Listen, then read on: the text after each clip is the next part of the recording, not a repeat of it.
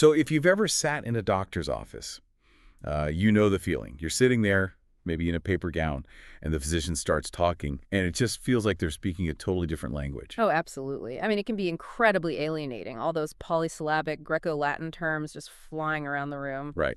And you're just nodding along, like hoping you understand what it means for your body. But today, our mission for this deep dive is to kind of give you a shortcut. We are decoding the secret grammar of medical terminology. Yeah, specifically focusing on the female reproductive and mammary anatomy.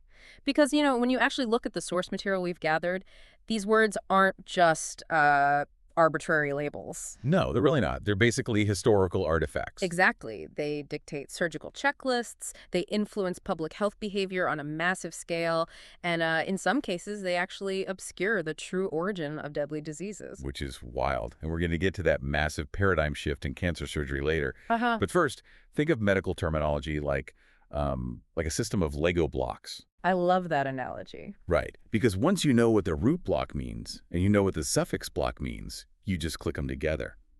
You can decode thousands of complex terms without just rote memorizing a dictionary. And our sources today focus on 3 specific root blocks. We're looking at Oophor, Salpingo, and Mamm. But before we even get to the operating room, we kind of have to understand where these Lego blocks came from, because the history is, well, it's a lot older and messier than you might think. Oh, it's total chaos historically. But let's start by unpacking that first root block, Oophor. Okay, Oophor. This one refers to the ovary.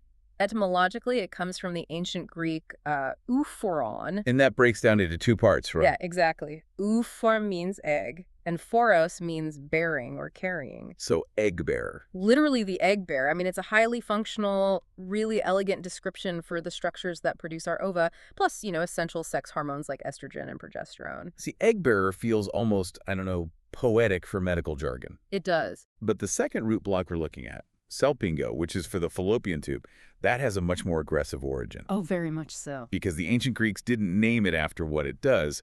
They named it after an instrument of war. Right, so salpingo comes from the Greek word salpinx, which literally translates to a trumpet, or like a war horn. A war horn. Which sounds crazy until you look at the anatomy. Yeah, if you look at the structure of the uterine tube, the distal end, so the end that kind of hovels near the ovary, it isn't just a simple straight pipe. Right, it flares out. Exactly. It flares out into this wide funnel-like shape with these fringed edges called fimbriae, and it sweeps over the ovary to capture the egg.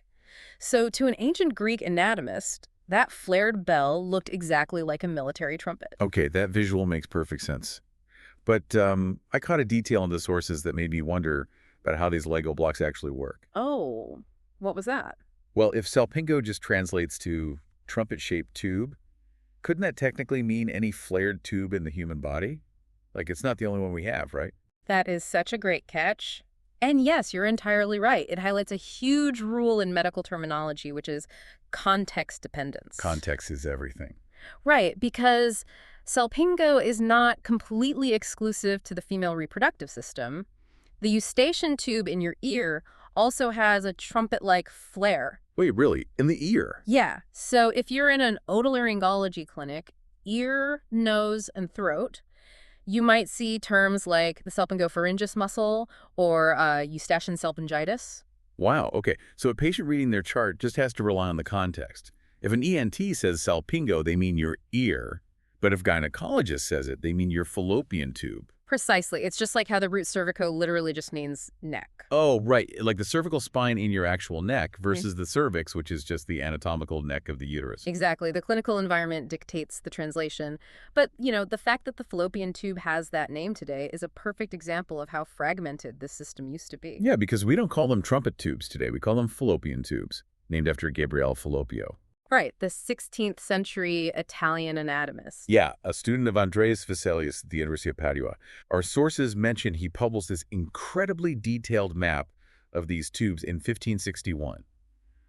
So European medicine just slaps his name on the structure, the classic clinical eponym. They love doing that. But the timeline gap is wild to me. The Greeks were calling it a trumpet, 1,000 years before Fallopio supposedly discovered it. Well, and that points to the dual nature of how we talk about medicine. Falloppio gave us the Renaissance-era precision, so he got the eponym. But that ancient Greek root, salpingo, that survived as the structural building block for the surgical vocabulary. Having two totally different naming conventions must have been a nightmare. Oh, it was absolute chaos. For centuries. By the 1800s, you had, like, French, German, and English anatomists all using completely different regional names. And conflicting Latin translations, too. Yeah, for the exact same organs. So if a surgeon in London and a researcher in Berlin are trying to compare surgical outcomes, they literally can't communicate. They're speaking past each other. Exactly. And the scientific community realized this was completely unsustainable. Which brings us to 1895. The basal nomina anatomica. Yes. The German Anatomical Society basically spearheaded this massive international initiative to just strip away all those redundant regional terms. Just clear the board. Exactly. And establish a single unified standard based strictly on Greco-Latin grammar. That 1895 framework is literally the direct ancestor of the Lego block system we're teaching today. Okay, so let's actually play with those Lego blocks. Let's look at what happens when medical science applies them to real patients today. Right, moving from the anatomy to the surgery. Yeah, so we have our root blocks. Now let's snap on a suffix block. Let's take eosectomy, which means surgical removal. Yeah.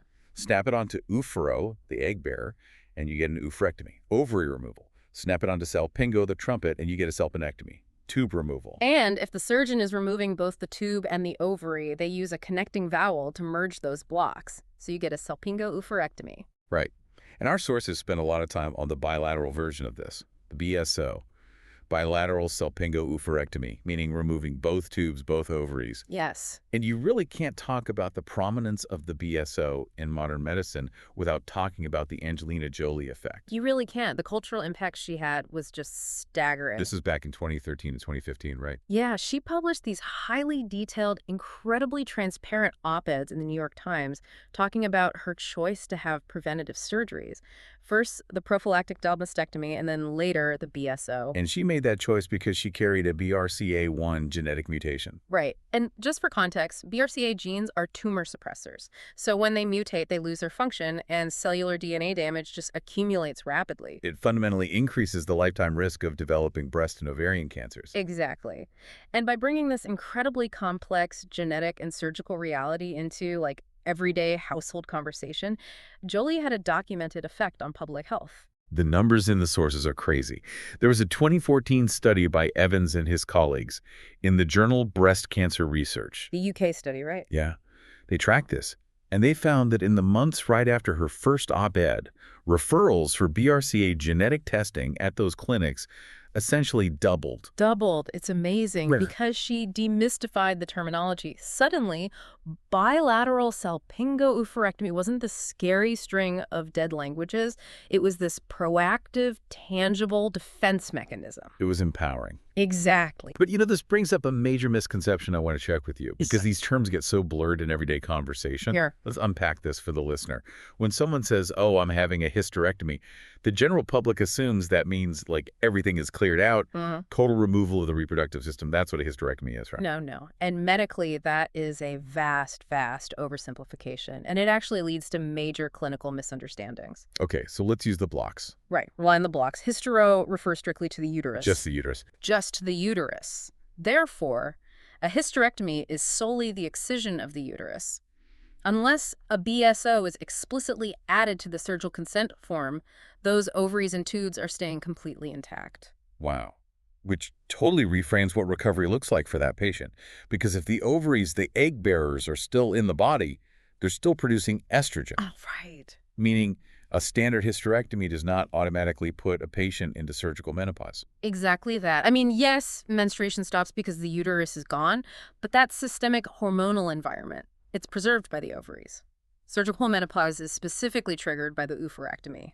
That distinction is so vital for patients weighing their options. It is, but the terms are conflated all the time. Let's do a quick rapid fire some neighboring terms from the sources, just to arm the listener with more of these blocks. We covered uterus and ovaries. What about colpo and vagino? Both mean vagina. Cervico. The cervix, the neck of the uterus. The gyneco. Woman or female. That's the nipple. And suffixes, like mammography and oscopy. The lography is the process of recording an image, like a mammography. And eloscopy is a visual examination, usually with a camera, like a laparoscopy. Nice. Oh, wait, there's one more that constantly shows up in diagnostic reports and always confuses people. The adnexa. Ah, yes. So adnexa just means appendages or accessory structures. In a gynecology context, it's basically the collective clinical umbrella term for the tubes and the ovaries together.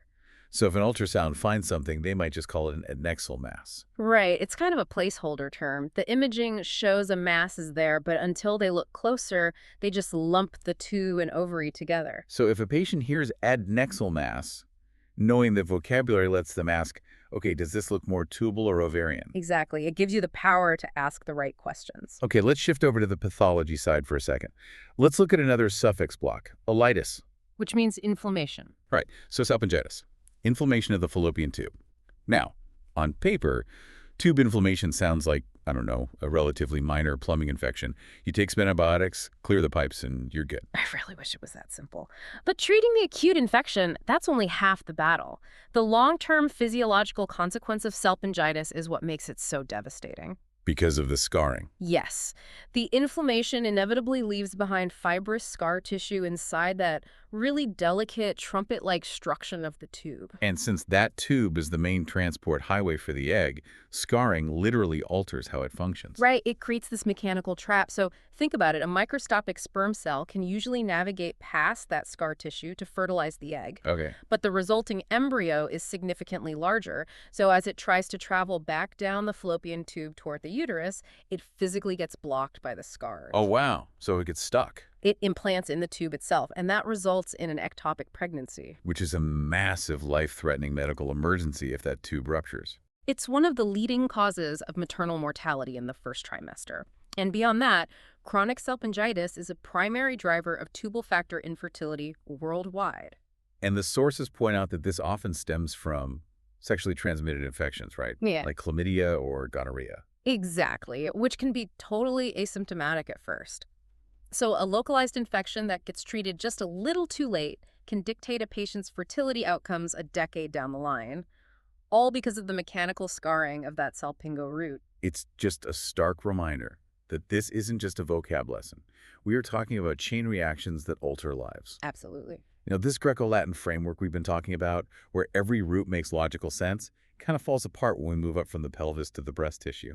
Oh, the rules completely break down here. It's so frustrating. Our sources highlight this linguistic quirk. We have two different root words that both mean breast. Yes. Mammo, which is from the Latin mama, and masto, which is from the Greek mastos. Logically, if they mean the exact same anatomical structure, they should be interchangeable. They should be, but they are not. The medical field enforces this very strict, honestly arbitrary divide. Mammo is reserved almost exclusively for imaging and reconstruction. So mammography, mammoplasty. Right. While masto is strictly claimed by surgery and pathology, mastectomy for removal, mastitis for inflammation, mastalgia for pain. But like, etymologically speaking, a mammectomy is a perfectly valid word. You take the Latin root for breast, snap on the Greek suffix for removal. Why isn't that a thing? It's purely historical convention. It's a fossil record of when these different medical specialties came of age. What do you mean? Well, surgery is an ancient discipline. Back in the Renaissance, surgical pioneers were translating ancient Greek anatomical texts, so they embedded that Greek word mastos into their vocabulary centuries before the 1895 standardization. Ah, and radiology is what, a much younger field? Way younger. Advanced medical imaging really only emerged in the late 19th and early 20th centuries, and by then, scientific Latin was the preferred naming convention for new tech. So radiologists naturally adopted the Latin mamma. That's wild. So human quirks literally dictate the science. Totally. And actually, that division between radiology and surgery sets up one of the most intense live clinical debates in our sources. The mammography controversy? Yeah, this is a very complex area. And to be clear, the clinical efficacy of mammography itself is not in question. Since the 1960s, the data definitively shows that screening mammography reduces breast cancer mortality. Right. But the debate among these major medical bodies like the U.S. Preventive Services Task Force, the American Cancer Society, the American College of Radiology, they all genuinely disagree on the guidelines. Yes, specifically on when average risk patients should start screening and how often. Right, because some say start at age 40, others say 45 or 50. Some say every year, others say every 2 years.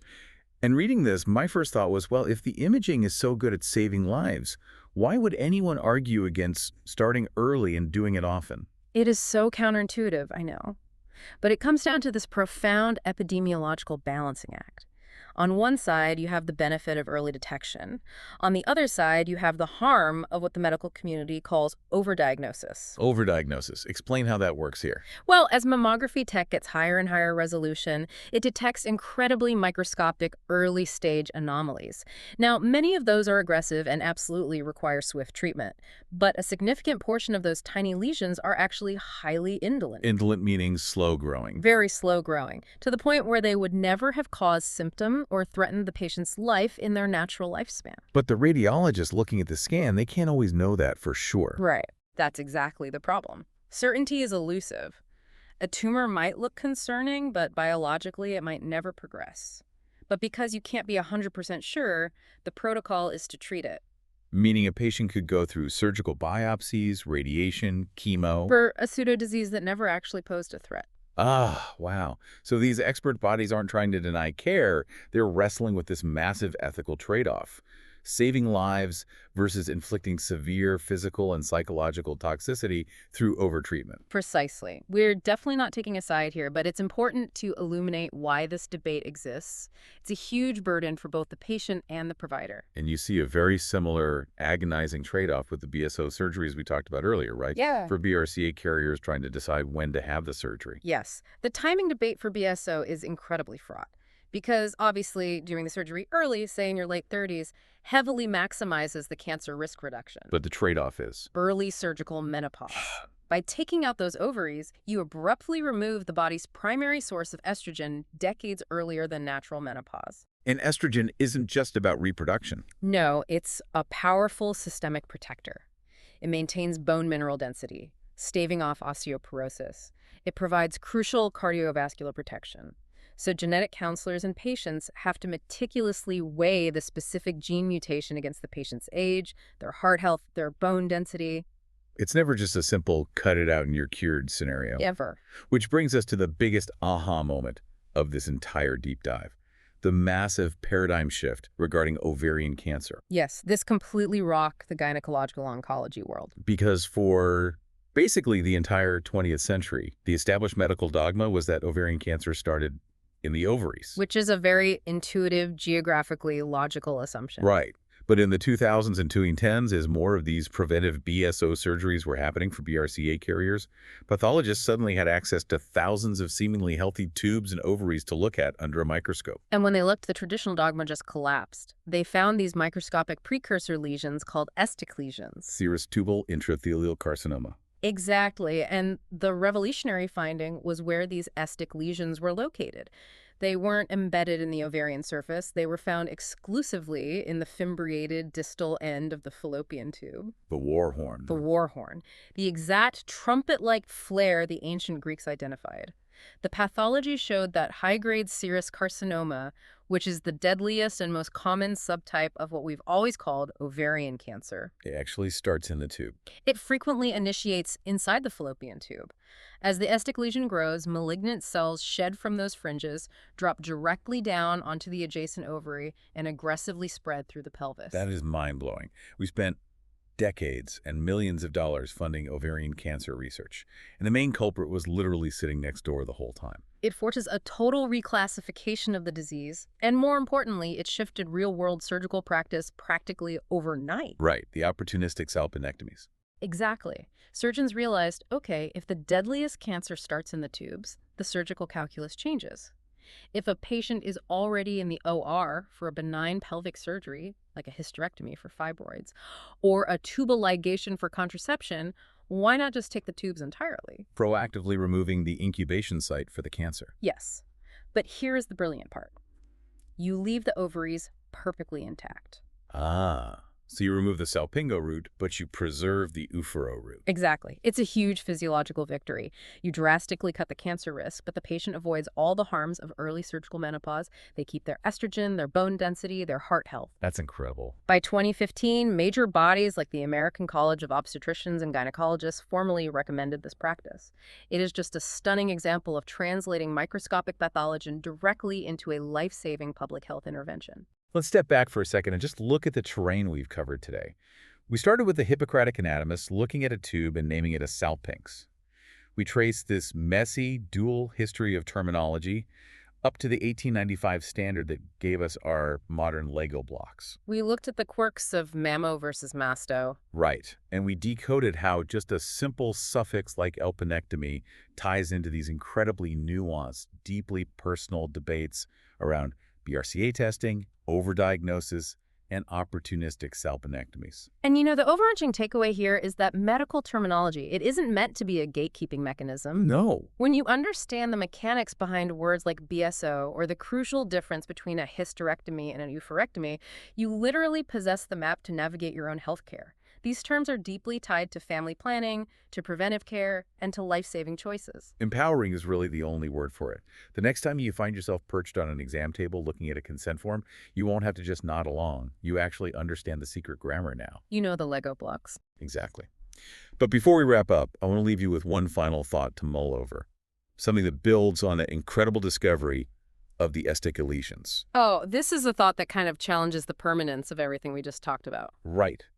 Because if the brightest minds in the medical community spent a century misidentifying the anatomical origin of the deadliest form of ovarian cancer, what else might be misnamed right now? As our genetic sequencing and our microscopic tech gets better and better, how much of our established medical dictionary is just sitting there waiting for the next paradigm shift to prove it entirely wrong? We might just be a few decades away from rewriting the Lego blocks all over again.